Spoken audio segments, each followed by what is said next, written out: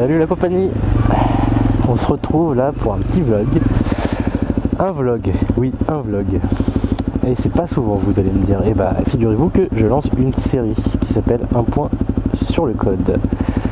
Donc pourquoi un vlog? Parce que j'en fais rarement et que je devrais en faire plus. C'est intéressant et puis comme ça vous voyez pas juste le côté engueulade, mauvaise conduite et tout ça, mauvaise conduite des autres. Hein.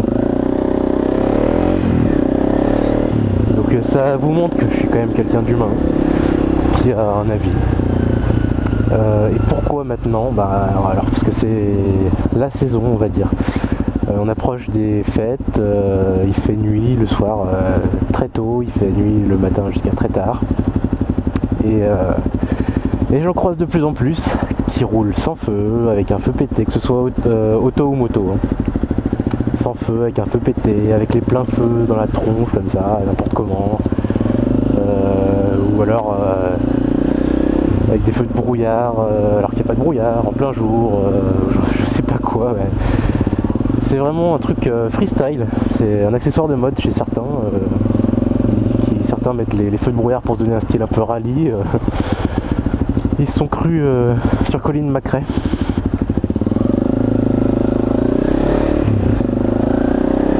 Donc aujourd'hui le but de ce vlog c'est de faire un point sur le code avec vous à propos des feux. Alors on va commencer dans l'ordre. On va prendre ce qui arrive le plus couramment, le feu pété. Ça arrive à tout le monde, c'est pas fait exprès.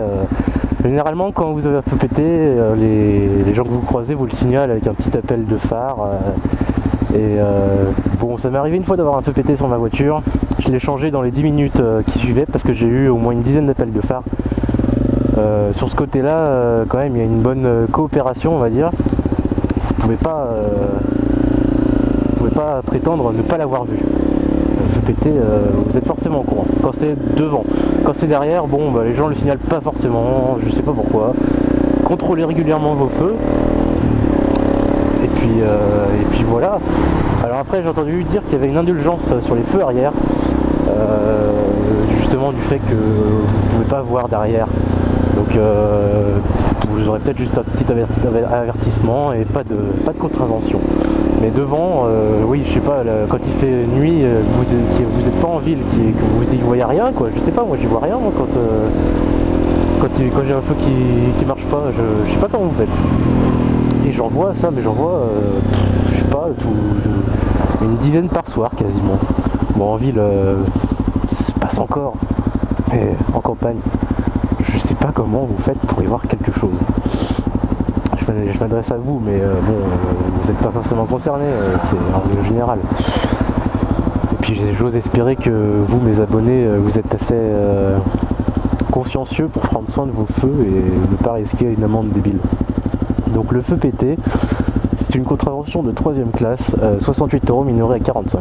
Donc, et puis voilà, si vous tombez sur quelqu'un d'indulgent, vous aurez peut-être de la chance, vous aurez rien du tout.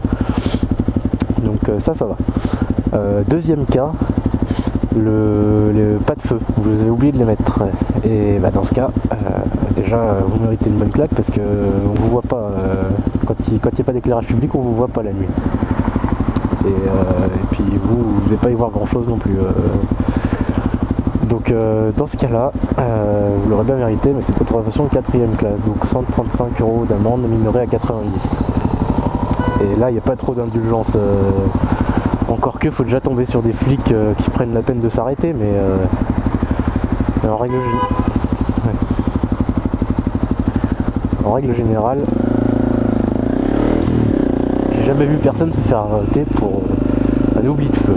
Généralement c'est plutôt le mec qui est devant ou derrière qui pète un câble et qui vous fait des gros appels de malade. Bon, 3ème cas, les pleins feux. Quand vous arrivez en face de quelqu'un. Ça, c'est défaut de... Non, c'est pas défaut. Défaut, c'est quand vous n'avez pas vos feux. Quand vous avez vos pleins feux, c'est... Ouais, je sais plus exactement. Mais en gros, vous avez mal mis vos feux. Ouais. Vous avez mal mis vos feux et faites du mal à celui qui arrive en face. Non, sérieusement, les pleins feux, ça fait vraiment mal aux yeux.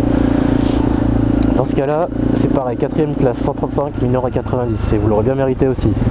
C'est quand même pas compliqué de penser à éteindre ces pleins feux quand vous arrivez, quand quelqu'un arrive en face, quoi. Je sais pas.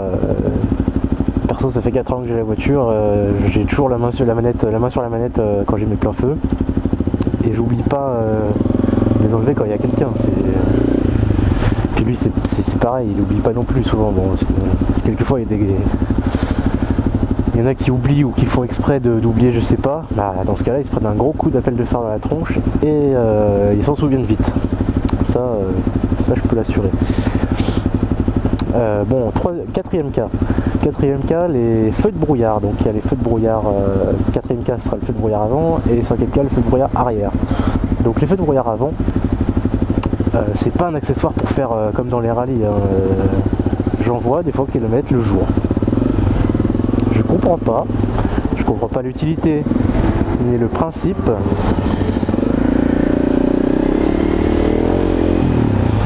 Et puis ouais, voilà, deux jours. Bah, dans ce cas-là, vous faites de mal à personne, c'est vrai que ça éblouit personne, mais bon, je suis même pas sûr que vous risquiez une amende, parce que ça gêne personne en effet. Je suis même pas sûr que beaucoup de monde le remarque en fait.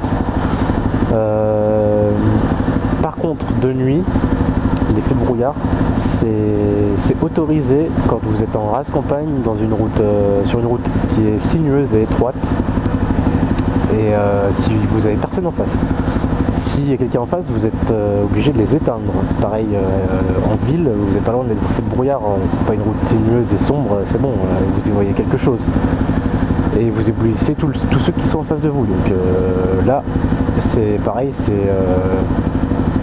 problème d'éclairage, donc 135 €, mineur à 90, 4ème classe, etc. etc.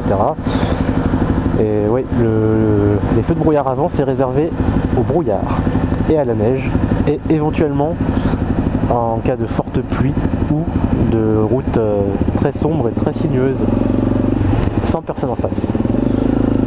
Donc ouais, vous le saurez, hein. Vous pourrez pas dire que vous le saurez pas. Maintenant, 5ème cas et dernier, les feux de brouillard arrière. Alors ça, c'est moins courant d'en voir le jour. Mais alors par contre, dès qu'il y a un brin de brouillard, putain, il y en a de partout, même en ville. Et là, vous risquez rien pour le coup, parce qu'il y a du brouillard, donc vous les mettez, c'est logique. Mais merde quoi, en ville, ça sert à rien. Le but du feu de brouillard arrière, c'est que le mec qui est derrière, il vous voit. Et si vous êtes en ville, il risque pas de vous louper. Ça fait une demi-heure qu'il est derrière vous au feu, il sait que vous êtes là, pas besoin de le laisser. Le feu de brouillard arrière, c'est sur autoroute, c'est en race campagne, c'est pour se faire voir, c'est tout. Mais bon, il y a toujours les flippés qui le mettent dès qu'il y a un brin de brouillard. Le feu de brouillard arrière aussi, c'est autorisé sur la neige. Donc oui, sur la neige, pas quand il tombe 3 flocons, non, ça marche pas. J'ai jamais vu non plus quelqu'un se faire verbaliser pour ça. Mais c'est quand même 4ème classe, c'est 135 €, mineur à 90. Là, pour le coup, je pense qu'il y a beaucoup d'indulgence, mais c'est pas une raison. Vous éblouissez aussi, vous pétez les yeux du mec de derrière à chaque fois. C'est un truc de ouf. Alors là, du coup, je sais pas ce que ça va rendre niveau son. Donc on va s'arrêter là pour ce premier un point sur le code. Et n'oubliez pas, tout ce que vous risquez et tout ce que vous faites, supportez aux autres usagers de la route. Et bah je vous dis bonne soirée, puisque là c'est le soir. N'oubliez pas de mettre vos feux et de les enlever quand vous croisez quelqu'un et que vous êtes en plein feu. Et donc à la prochaine pour un prochain un point sur le code, si celui-ci marche. Dites-moi si ça vous plaît dans les commentaires. Je réfléchirai à d'autres sujets. En tout cas, moi ça me plaît bien de... Oh Zen! Moi ça me plaît bien de parler de code, je le connais par cœur, alors ça fait du bien de rappeler quelques petits points qui semblent oubliés quelquefois, qui semblent admis dans certaines mentalités, alors qu'ils ne devraient pas l'être. Bref, et bah à plus.